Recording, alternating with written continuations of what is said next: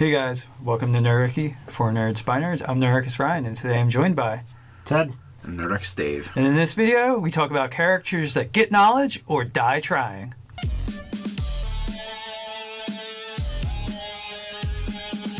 If you want to jump down the description below, you can sign up for Nerdarchy, the newsletter. It's a great way to get gaming tips, as well as learn how to game with us. All right, so there's different sorts of scholars and sages. Let's talk about a few that we know. Right. So I was thinking about it. Like at our table, we've had several players over the years show up and basically have a character build that's based off a professor type character or scholarly character, right, who, whether they reluctantly go into the field to acquire new knowledge and experience, Giles, or they live for not only the academia part of what they do, but the practical as well. The physically going out and gathering knowledge and also testing said skills out there in the field. Yeah, and there's also, there's characters like Indiana Jones, Van Helsing, Lara Croft from Tomb Raider series. or if you're diving into the Ravenloft stuff, Van Richten. Yes, so there's definitely a bunch of different ways to go, but then we're thinking about it, and we're kind of talking about it a little bit. What are the archetypes, right? That's where you're kind of yeah. There's some other ones, and we came up with like 3. So the first one you have is the mad scientist or the unscrupulous scholar. What exactly does that mean? Well, mad scientist. That's Dr. Frankenstein. Yeah. I think everyone knows what the mad scientist is. Or like is. an alchemist, or even you could totally Necromancer. Okay, a necromancer, or what is the thing that Matt Mercer designed, the witch hunter, right? Mm-hmm. So the path of the mutant also seems very mad scientist to me. Like that's He very absolutely does. Yeah. So that all very much works there. So we have That's now the blood hunter. yeah. So wizards can go that way too, with summoning as well. Right. I feel like the unscrupulous scholar is someone that only cares about the knowledge, and they're willing to go places that other others people won't. wouldn't. Yeah. Uh-huh.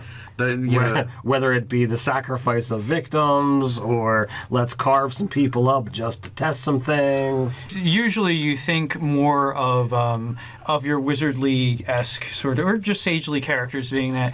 But I could see even trying to summon like a evil deity or something like that. Gives the cleric a little headway into this mad scientist zone. Well, sure. And with 5th edition, though, anybody can be a ritual caster. So that means, and magic initiate. So you can delve into arcane studies and the sage background too. And this, without actually, you could technically be a fighter, right? And do that if you wanted to. Would it work as well? No. But like a rogue or a bard are very skill heavy, so they would have the resources to do it. Yeah. Right. I would also say to that sort of maybe like doom cult sort of mentality, acolyte works very well too. Because like acolyte doesn't actually mean you're an acolyte to a good church. That is so true. you can be like, I revere this guy.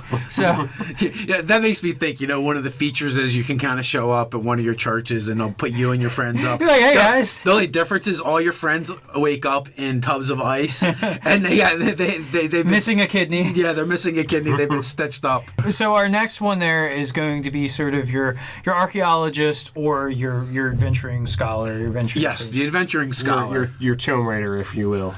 Yeah, many times we've talked about, one of our friends played Giles, who was a wizard, and he was kicked out of the tower. His master said, I will not teach you anymore until you go and see the world. You have to get some practical experience before I teach him. He's like, but master, please.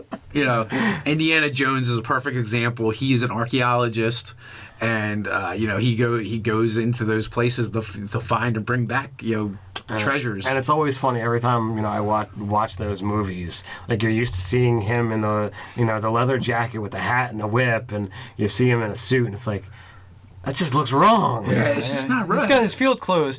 Well, the series, the Da Vinci Code, is very much about going around. Absolutely as well. So, sort of modern take of someone going around cracking ciphers. Which the nice thing about the sort of adventuring scholar is, I feel like the other ones we're going to talk about, you kind of have to be kind of veer towards the castery range of things, whereas this one lets you can be a rogue or a bard who doesn't fully rely on your spellcasting. Yeah, I mean, to a certain extent, it would be harder to do a fighter, but you could. You have feats, so whatever feat selection, maybe you could lead you use to your feats. If you're half elf or human, you get more skills to play with. It would help you out. Also, I was thinking too, we didn't discuss this one at all, but the adventuring scholar would be also, you made me think of it when you said Da Vinci Code, would be perfect if you wanted to play like a conspiracy theorist character. Yeah. Like it fits right in there. Yeah, also the the Skag rogue, the shit, Mastermind. Yeah. Just because their ability to sort of unravel things again is that would fit really well with that. Problem and riddle master, riddle solving sort of things. the crown is really ruled by lizard people. Yeah, it's and the elections for the crown only come down to this group of lizard people. The other group of lizard people. By the way, that is a real world conspiracy theory. There we go. Lizard people, indeed. Yes. And then our last option is, the one who delved too deep. You got so far into the knowledge, and you have been. We actually seen a recent example of that character in one of our games when we played the random characters. That's my cleric sort of got touched in an inappropriate way by tentacles. Again by tentacles. It's always Cthulhu. Why Cthulhu doesn't always have to be you? Yeah. So this is going to be veering towards your characters, your warlock especially too. Like Pact of the Tome makes a lot of sense for that. But just the fact that you're possibly dealing with great old ones or fiends, even fae. Like fae aren't to be trusted. Everyone knows not to trust a fae, right? So I have another idea with this one. This is another one where you could start as a non-caster, but because you've delved too deep, like that would explain warlock levels, that would explain sorcerer levels. Cleric. Well, yeah, I mean, cleric is like depending upon what you've been touched by, Well, we've also talked about the idea of because it could be like a deity. I didn't choose this deity. This deity chose me. Yeah, that's exactly right. We talked about the idea of an unwilling cleric. So like maybe not necessarily delving too deep in a sort of like, it doesn't always have to be eerie. Like maybe you just went to a holy site and like rediscovered this forgotten deity and it chose you because it didn't have very many options. or it could be that you're the only one that didn't touch your nose. Yeah, exactly. Before you walked in, and you're supposed to do it backwards and turn around in a circle 3 times. Yeah, well, the idea of delve too deep could really be an accident. Like you could, like you said, just literally be in the wrong place at the wrong time.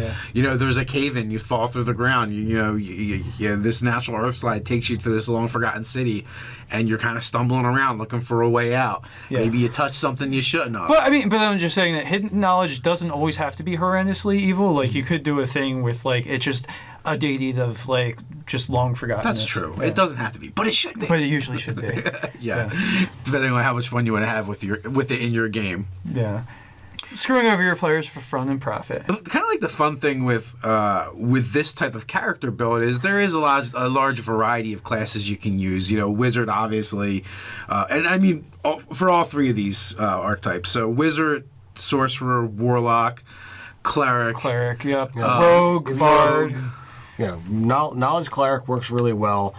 Thief and Mastermind for Rogue really fit the adventurous scholar. Rogue has the ability to get. I mean, Arcane Trickster says you learn magic somehow. So yeah, how'd you learn that magic? Yeah. Oh, that's true. But I was thinking, doesn't Rogue get the specialization and skills? Yeah, they get expertise multiple times. They get it multiple times too as well. So anytime you've got the ability to get expertise in the skills that are going to really stand out for these types of things, like you're just gonna fly. I'm kind of intrigued by the idea of doing an Eldritch Knight too. That like maybe you try and find choices that are a little creepier for your spell selection. And although you are very limited, like I feel like it's just the big boomy sort of magic for the most part. Abjuration, invocation, and then you get a couple of choices. Yeah. But like I was even just an aside of like how good of a spell selection Misty Step is, just so you can get closer to something to kick its ass. And maybe like if you have a concept, maybe your GM will work with you. Maybe you switch out invocation for necromancy or something. I don't see it as being that game breaking. Mm-hmm. Right. So you could play with it. So it would make for a different take anyway. But yeah, anything where there's spellcasting that kind of gets added to a class that where the spells are just known, you're not learning them. So like you said, the magic had to come from someplace. Yeah. Indeed. Well, I think that about covers up this different sagely builds, but we want to know if there's anything you missed, anything that you could suggest, put that down in the comments below, as well as your sagely characters of past eras. Don't forget to like, share, and subscribe. You can patronize us in a good way over Patreon. So until next time, stay nerdy.